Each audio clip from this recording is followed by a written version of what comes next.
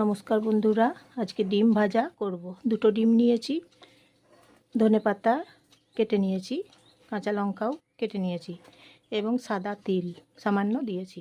ডিমের মধ্যে লবণ দিচ্ছি। এবারে ডিমটা মেখে নেব।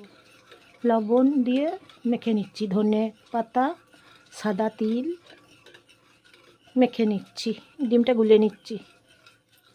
আর সামান্য পেঁয়াজ দিলাম, পেঁয়াজ বুনিয়ে নিলাম, পেঁয়াজটা দিয়ে তারপর ডিমটা গুলে নিচ্ছি, ভেজে নেব। ডিম দিয়ে পেঁয়াজ দিয়ে কাঁচা লঙ্কা, ডিম ভাজা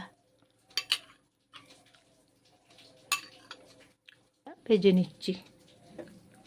ডিমটা আমি এখন ছেড়ে দিলাম গরম তেলে, সর্ষের তেল দিয়ে ভেজে নিচ্ছি। নমস্কার নেবেন বন্ধুরা সবাই, আমি জয়ার রান্নাঘর থেকে নমস্কার নেবেন সবাই, শুভেচ্ছা নেবেন।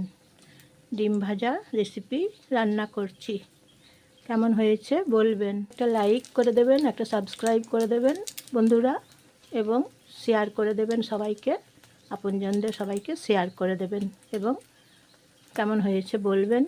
একটা সাবস্ক্রাইব করে দেবেন। এখন উল্টে দিলাম, এক পিঠ ভাজা হয়ে গেছে, এখন দু পিঠ ভেজে নিচ্ছি। উল্টে দিলাম, ডিম ভাজা রেসিপি রান্না করে নিচ্ছি, সর্ষের তেল দিয়ে ভেজে নিচ্ছি।